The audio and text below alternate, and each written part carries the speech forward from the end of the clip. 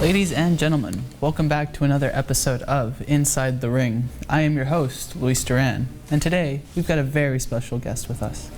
Today's guest is Coach Eric. Eric has been a professional boxer for the last 9 years, and throughout his professional tenure, he received a belt for the NABF. Currently, he's the coach of Raw Talent Boxing and has been a coach for the last 5 years now. Please, everyone, give it up for Coach Eric.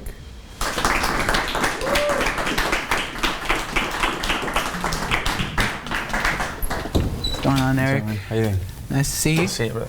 Thanks for coming over, man. Thank you.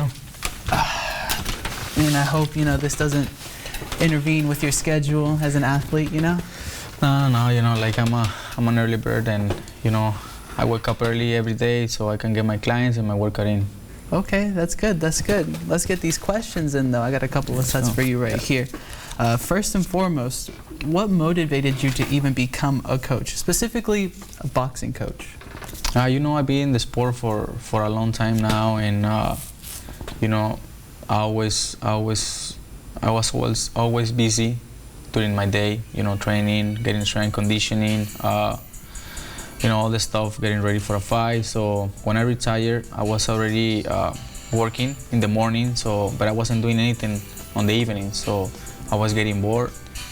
That's when I was start thinking about doing something productive, something to keep me busy, and that's when I think about being a boxing coach, share my knowledge to the people and my experience. So, why not being a boxing coach?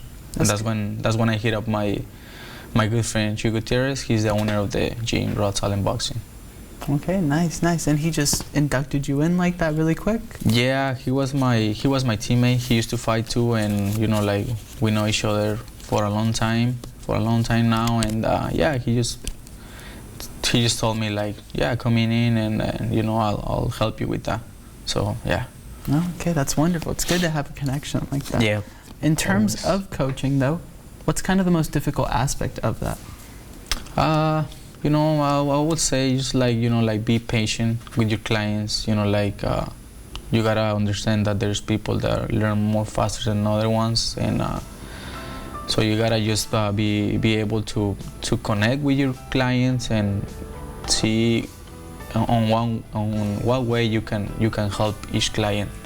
But I mean, there's nothing like that you cannot do. It's always like something that you can help your clients with.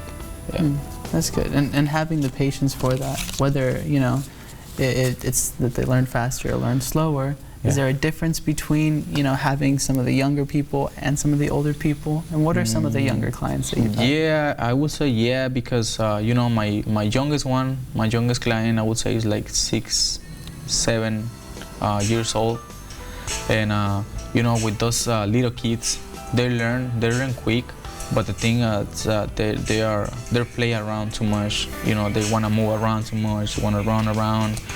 They play, so it's hard to get them focused and concentrate on one thing. And in boxing, when you're a beginner, you gotta be able to focus and be patient, because that's when you start, the basics things, which is your boxing stance, your basic punches, basic movements. So it's kind of like you gotta be patient. And with the young ones, it's kind of hard to do it. But it's always great to see the improvements on those kids, because they learn quick. So you're always having fun, and then I enjoy see the progress on them. Yeah. And my oldest ones, it's been like this guy is 50 years old, but he's in really good shape.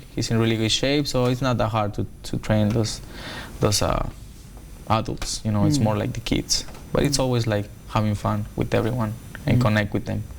Right. So setting up the foundation for the younger ones, the older ones already having that foundation, being able to continue and dedicate that time. Yeah, exactly. To their training. Yeah. And then, is there any advice, say, between those age ranges of anybody that you'd see that might be too worried to approach boxing? What's some advice or something that you'd like to tell somebody that feels like boxing isn't for them, but they'd like to delve into that world? You gotta always get out of your comfort zone. You gotta always challenge yourself. You gotta always look for things that will level you up. And I think boxing is it's a really tough sport, but it gets you a lot of things, discipline, consistency. It gets you like in a good shape, healthy. So, you gotta give it a try. You gotta give it a try at whatever you wanna do, which is a sport, or you wanna play whatever instrument, or you wanna do something, start a small business, whatever you wanna do. You gotta always like trust in yourself and give always a try to whatever you wanna do.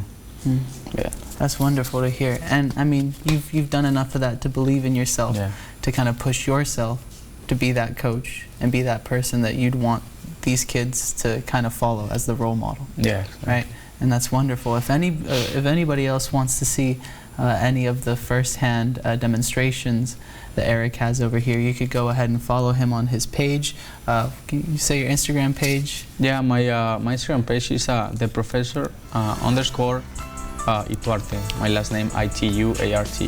Ituart. That's right. The professional. The professor. The professor. Yeah. _ Yeah. The professor Ituarte. Yes. There you are. All right, Eric. You mind showing me a thing or two? Yeah, let's do it. All right, come on. I see we got some equipment over here, right? Yep.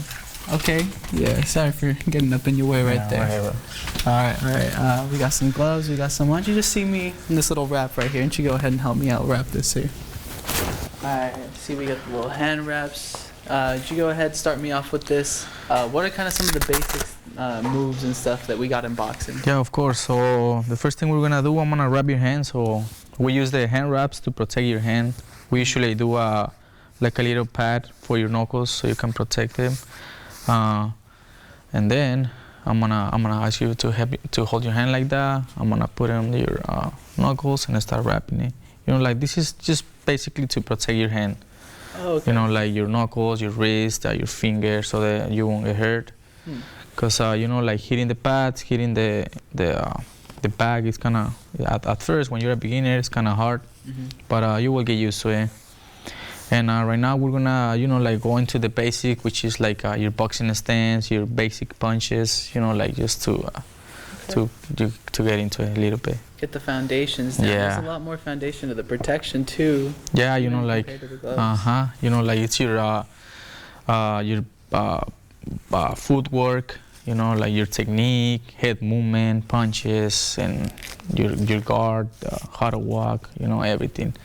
Okay, setup. This how does is it feel? pretty thick. Yep. Yeah. Even just for the little bit of wrap. Yeah. Quite a bit of protection. That's like a whole other inch on there. Okay, but like if you'd start off with a student, what's kind of the first thing? So the first thing that usually I do, it's like in the boxing stance, like you want to stand up, you want to separate your legs a little bit. It's kind of like you're in a horse, with your left foot a little bit more like forward right there, and then you want to always bend your knee, so you want to always keep it on balance, right? Okay. And then you want to keep your hands up, right? So you want to always keep your right up on your chin and this one right there. Okay. Cool. So now the first punches is like, which call your jab on number one, which is your left, and then you throw it like a straight right here. Boom, right? Yeah. And then you come back to your chin, now you throw your right hand or number two right there. And then number two, you got to always make sure that you always bend in your knees and turn your hips a little bit. Oh, okay. Right there, cool. So you can put power into it. There's like a little bit of a twist. Yeah, it's always like swinging one side to the other side, right? Okay. So that's the first punch, this is a jab. Second punch, hook, right hand, this one. And then we're gonna come back with the hook, which is a left hook right here. Always keep your elbow right there, straight, and then you turn your hip into a tube, right? There we go. The same way that I twist. Yeah, you twist with the right hand. Oh, right? Okay. So you go one, you go two, you go three, and you go two again with the right hand. So that's kind of like the basic combo that I teach to all my clients. So if you put it all together, it's kind of like get smoother, and it's gonna go like this. So you go 1, 2, 3, and right hand. There you go. Give me one more time. Okay. 1, 2, 3, right hand. There you go. Good. You got it. Yeah, it's got a little bit of a flow too. Yeah. Yeah, with that first one, the second one. Oh, that's really, really nice. Yeah, so it's basically, like a lot of people think it's like a lot of arms, but you gotta use a lot of your legs, your hips, your whole body. Yeah, even right now, like as I stood still, I was like, I feel like I'm not a little bit out of balance. I need to do a little bit more of a little something. But I mean, there you go, ladies and gentlemen. You see it right here. This is exactly words straight from the man. Coach Eric showed me a couple of the basic moves, and you know, this is kind of the steps for building the foundation to becoming a professional in the rink. Eric, thank you once again for coming over. Thank you. For this very special episode. And for the rest of you, don't miss out next week's episode where we'll be bringing the owner of Raw Talent Boxing and the one and only Chewy. This has been today's episode of Inside of the Ring. I'm your host, Luis Duran. This is Eric again, once again. Thank you all for coming, and thank you all for watching.